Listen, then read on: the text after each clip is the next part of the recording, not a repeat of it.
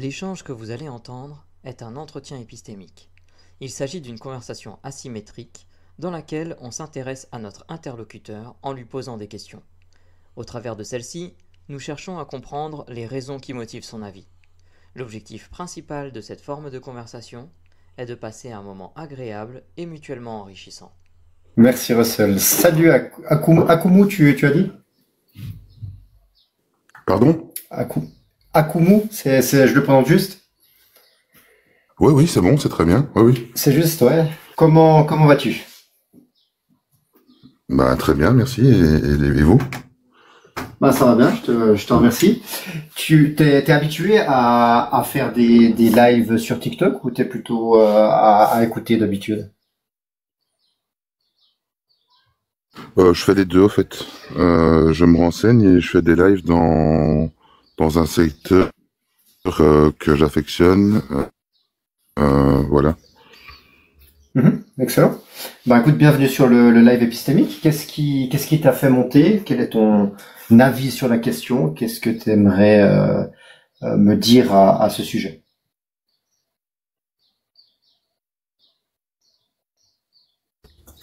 Donc je et éventuellement plonger.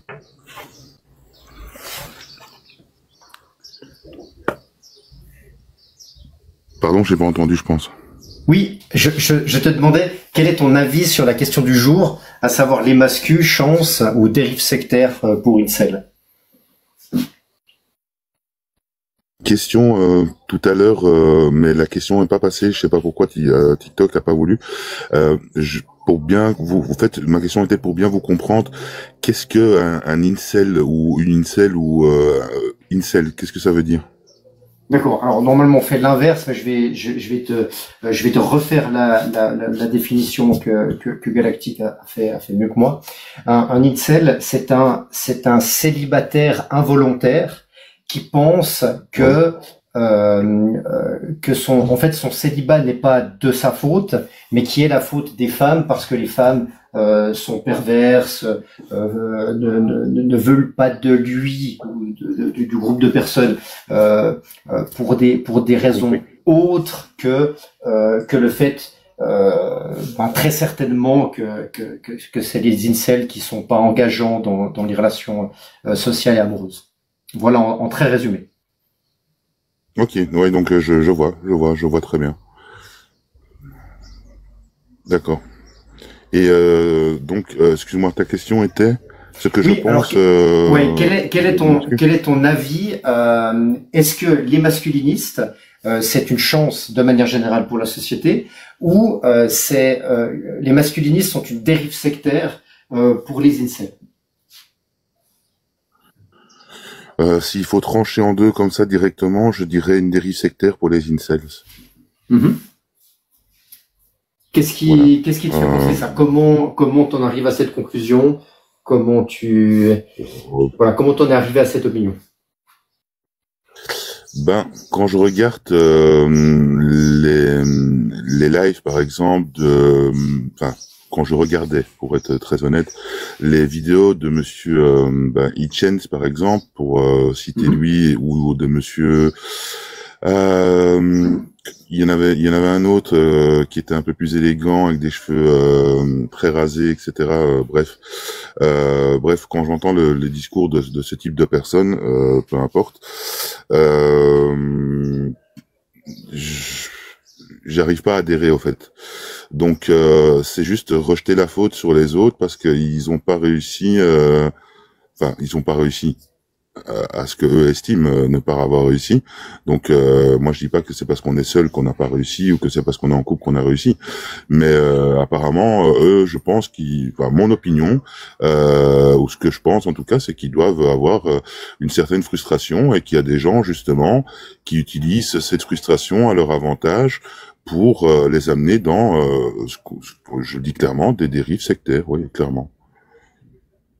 Donc en mode un dogme, un gourou, une pensée unique, et si tu sors de la pensée unique, tu n'es pas le bienvenu. Donc pour moi, ça coche pas mal de critères, voilà. D'accord. Donc toi, tu penches plutôt sur la dérive sectaire parce que des influenceurs comme Alexis Chen et puis une autre personne de son style utilisent plus la frustration, leur frustration. Ils en tirent un avantage, ils en font un business. Et tu penses que c'est quelque chose qui est dommageable globalement pour la société et qui peut amener à une dérive sectaire. Est-ce que j'ai correctement reformulé ta pensée et ton propos? Oui, tout à fait. En plus Ouais. direct, je dirais que c'est nauséabond. Voilà. D'accord. Et alors tu as dit une chose intéressante avec cette frustration. Euh, Comment on peut savoir que c'est de la frustration et pas autre chose et pas par exemple les femmes qui sont réellement mauvaises envers eux. Alors, qu'on soit clair, qu'il y ait des femmes éventuellement sur Terre qui soient mauvaises, comme des hommes qui soient mauvais, de toute façon, ça doit exister. Faut tout pour Mhm. faire un monde. Ça me paraît couler de source. Maintenant, je ne suis pas pour enfermer tous des gens dans un même wagon et les caractériser comme ça. Donc voilà. Moi, en discutant avec d'autres personnes, rien que tout à l'heure, moi je les appelle des alpha 2.0. Parce que c'est des termes qui ressortent beaucoup dans leur discours, mal alpha, domination, etc. Donc, je trouve que c'est très masculin, c'est très virtuellement, j'ai envie de dire, c'est très gros bras, gros costaud, etc. Mais sur le fond, Mhm. en fait, c'est le vide complet. Donc, voilà. Donc les alpha 2.0, c'est les masculinistes, hein, que je comprenne bien. Ouais, c'est ça pour moi, oui. Ouais, ok, d'accord. Comment tu fais la différence entre un masculiniste et puis quelqu'un qui aime sincèrement la musculation, par exemple, ou un masculiniste et quelqu'un qui aime sincèrement les belles bagnoles. Enfin, déjà la question, c'est est-ce qu'on peut aimer les belles bagnoles et ne pas être masculiniste? Alors, je pense qu'on peut tout à fait aimer les très jolies voitures et ne pas être masculiniste. Ouais. Mhm. Donc, Et donc, ma question, c'est comment est-ce qu'on fait la différence? Je sais pas si ma question est claire. la question est claire et la réponse va l'être tout autant, je l'espère, en discutant Mhm. avec la personne et en restant ouvert d'esprit à ce qu'elle peut nous dire et nous renseigner sur ses idées et d'où proviennent ses idées et comment il a abouti à ses idées. Donc Ok. voilà. Et quel type d'idées font que quelqu'un est masculiniste? Oh, des idées qui peuvent être des idées ou propos qui peuvent être rabaissants, par exemple. Donc ou qui va mettre en valeur, par exemple, qui va surenchérir d'un des deux côtés de la balance, si on veut. Donc voilà. Alors que peut-être que je vais le dire plus simplement. Mhm. Pour moi, les femmes sont les personnes qui apportent la vie. Donc, à partir de ce moment-là, je crois que ma position va peut-être être plus simple à comprendre. Je ne peux pas concevoir qu'on puisse rejeter la faute de manière générale d'une frustration, d'un célibat, de je ne sais quoi, simplement sur les femmes. Je trouve que c'est complètement ça n'a pas de sens. Voilà, excusez-moi. Pas de souci. Pas de souci. Donc dans la différence entre quelqu'un qui aime simplement la discipline considérée comme masculiniste et un masculiniste, c'est quelqu'un qui est rabaissant. Euh, Tu m'as Oui. pas dit le public, mais je suppose que c'est rabaissant envers les femmes. Non, justement, vous parliez de vos, enfin, pardon si je vous vois de temps en temps, mais c'est normal, vu qu'on Il n'y se a pas de connaît souci. pas. C'est chez moi, c'est comme ça, pardon, désolé. Donc, merci en tout cas. Donc, c'est le même principe avec les voitures. Donc, moi, quelqu'un que je vais trouver en mode alpha 2.0, hashtag masculiniste, etc. C'est quelqu'un qui va, par exemple, voir, je sais pas moi, quelqu'un qui a un gros pick-up qui va voir une personne arriver en Fiat 500 et elle commençait à critiquer la personne parce qu'elle roule en Fiat 500. Je ne vois pas ce que le modèle de voiture a un rapport avec la valeur de la personne. Voilà, par exemple. Donc, je trouve ces propos déplacés et rédhibitoires et enfin pas de rédhibitoire, mais si rédhibitoire, oui, c'est rédhibitoire pour moi. Je trouve que c'est pas avec ce genre de propos qu'on fait avancer un schmilblick. Donc voilà. D'accord. Donc, alors, ce que je comprends, c'est que tu penses que les masculinistes, ils vont juger par rapport à la possession matérielle d'autrui, et c'est la critique de la possession matérielle d'autrui qui ne correspond pas à ce que eux ont défini comme étant bien ou pas bien. Est-ce que c'est ça ta pensée? C'est une des branches, je pense, qui oui, c'est ça. D'accord. Voilà. D'accord. Et est-ce que tous les masculinistes sont d'accord sur la liste de biens qu'il faut posséder pour faire partie de ce groupe, ou est-ce que ça varie entre les masculinistes qui sont pas forcément d'accord entre eux sur Généralement, ça prend de la créatine, ça va à la salle de sport 5 fois par semaine pendant 1h30 pour gonfler tout ce qu'on peut gonfler. Après, ça se balade torse nu et ça tient des propos soit dégradants, dégradants de manière générale. Et ce sont des gens qui, je sais pas, ils se sont trouvés un bouc émissaire ou une raison ou une bonne excuse, je pense, à leur situation, et ils se sont dit ah bah ouais, il a raison, si je suis comme ça, bah ouais, c'est de la faute des autres. Ouais, voilà. Donc en fait, en termes, je suis désolé de ce que je vais dire, mais en termes de méthode, c'est zéro remise en question. Ça pour moi c'est clair et net, et je pars du principe qu'à partir du moment où tu te remets pas en question un minimum de temps en temps, moi c'est quasiment journalièrement depuis que j'ai débarqué sur TikTok, je pense que tu réduis fortement le champ des possibles. Voilà. Donc tu penses que les masculinistes ont zéro remise en question? Zéro peut-être pas, mais en tout cas si on devrait leur attribuer un QI sur la remise en question, à mon avis, il serait proche du négatif, oui. D'accord. Comment tu sais que les masculinistes ont zéro remise en question? Ça se voit. Au fait, même quand il y a des personnes que je connais qui sont masculinistes, clairement, et il y a aucune remise en question. C'est moi j'ai fait ça, c'est comme ça, elle est partie. Dans le pire des cas, si on essaie de discuter, alors je voudrais pas changer de sujet, mais ça rappellera peut-être à certains une phrase qui a été dite à d'autres moments. Il y a des gens, si on commence à discuter avec eux, etc., et à creuser, au moment où ils vont être en porte-à-faux, où ils vont se rendre compte qu'ils n'ont pas complètement raison, etc., ils vont te dire c'est la vie. Donc, et au fait, non, c'est pas la vie. La vie, c'est de savoir s'écouter les uns les autres et de pouvoir se remettre en question si on se rend compte, de par nos valeurs, etc., qu'il y a des choses avec lesquelles on n'est pas en adéquation. Voilà. D'accord. Donc, ce que je comprends, c'est que tu me dis que les masculinistes ont moins le doute, donc de remise en question personnelle par rapport au reste de la population. Et ça, tu le sais parce que tu l'as constaté de par ton expérience personnelle. Oui. Qu'est-ce qui pourrait te faire changer d'avis sur ce point-là précis? Si tout d'un coup on s'aperçoit que non, les masculinistes changent plus souvent, ils changent plus d'avis que le reste de la population. Quel élément pourrait te faire changer d'avis sur ce point-là?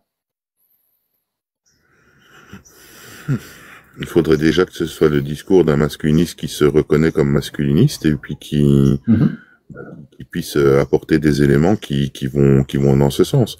Comme je l'ai dit au début de l'entretien, je suis une personne qui est ouverte à la réflexion. Donc, partant de ce principe-là, je veux bien écouter, je peux entendre et écouter, excusez-moi, ce que les autres disent. Mais Et de est-ce que là, pardon. excuse-moi, je voulais pas De là, t'interrompre. de là à ce que quelqu'un, là maintenant ou aujourd'hui, me fasse changer de mon point de vue, sans que je l'ai digéré sur ce que j'appelle les masculins alpha 2.0. Honnêtement, faut que je reste honnête, c'est pas gagné. Donc, je suis bien loti dans mon carcan. Donc voilà, en toute D'accord. honnêteté. Je vais essayer de te faire une expérience de pensée. Tu me dis ce que tu en penses. Imagine que il y a une grosse tendance sur les réseaux sociaux pour une protéine quelconque, pour gagner de la masse musculaire. Et puis énormément de masculinistes qui font de la muscu utilisent cette protéine. Tout d'un coup, ils se rendent compte que en fait, ça fait exactement l'effet inverse. Est-ce que tu penses que dans leur remise en question, ils pourraient pas abandonner un produit comme celui-ci, par exemple? Si, parce qu'ils sont mis à ce moment-là devant le fait accompli. Donc, et voilà. Donc, c'est too late chez nous, comme on dit. Donc, c'est trop tard. Donc, et juste pour rebondir sur les produits de protéines concernant la musculation, etc. Je pense que ce serait plus intelligent avant de prendre des shakers de protéines que les gens fassent une bonne analyse sanguine chez leur médecin et qu'ils écoutent un peu plus des gens qui ont des cursus médicaux plutôt que des gens qui débarquent depuis 2 jours sur TikTok ou sur YouTube. Voilà. D'accord. Alors, ma question était, alors pourquoi j'ai choisi cette expérience-là? Parce que éventuellement que c'est sur certains sujets qui ne sont pas d'accord de changer leur curseur, donc d'avoir une remise en question, mais que pour d'autres sujets, ça pose pas de problème. Et donc, du coup, c'était un peu pour essayer d'aller explorer ça, mais comme le temps passe, malheureusement, on n'aura pas le temps de le faire. C'est pour ça que j'explique un petit peu le cheminement que je voulais avoir avec toi. Qu'est-ce que tu penses de cette hypothèse? Est-ce que c'est quelque chose qui te parle ou tu penses que ça aurait pas été une bonne voie à explorer? Non, ça aurait été une bonne voie à explorer. Qu'on soit masculiniste ou non, je pense qu'avant tout, on est un Homo sapiens sapiens, on est un humain. Donc, je crois qu'il faut surtout déjà partir de là et éviter. Mais ça, c'est le problème de cette génération, j'ai l'impression. Donc, je vais la faire vite. Faut arrêter un petit peu de se diviser, etc. entre mascu, féministe, pro-féministe, ultra-féministe, masculiniste, ultra-masculiniste. Je pense qu'à un moment donné, il faut juste accepter de se respecter les uns les autres et de s'accorder les libertés auxquelles on a droit, voilà, et les devoirs auxquels on a, allez, les devoirs qui nous incombent, voilà. D'accord, bah je te remercie beaucoup Akumo pour cette conversation qu'on a eue ensemble. Je vais demander à Russell, John et puis Galactic s'ils ont une question à emporter pour toi. Alors, c'est pas réellement une question à emporter, mais comme le sujet est revenu plusieurs fois sur la table, elle me questionne, donc si tu peux y répondre tout de suite. C'est est-ce que pour toi, une personne ultra musclée qui va à la salle 2 fois par jour, qui prend des protéines et de la créatine, peut-il être dans le camp des femmes et aider au féminisme? Oui, il y en a une qui parle avec vous en ce moment. Une? Bah, il y en a un qui parle avec vous en ce moment. Une personne, un individu. Ouais. Ah d'accord, tu parlais de toi peut-être. Ok. Oui. J'avais pas saisi. Désolé. Bah merci beaucoup pour la réponse. Je passe le mic au copain. J'ai pas de questions pour ma part. Non, pas de question non plus. Merci beaucoup. Je vais te poser la dernière question traditionnelle que tu connais certainement puisque tu es déjà venu. Comment tu t'es senti pendant notre conversation?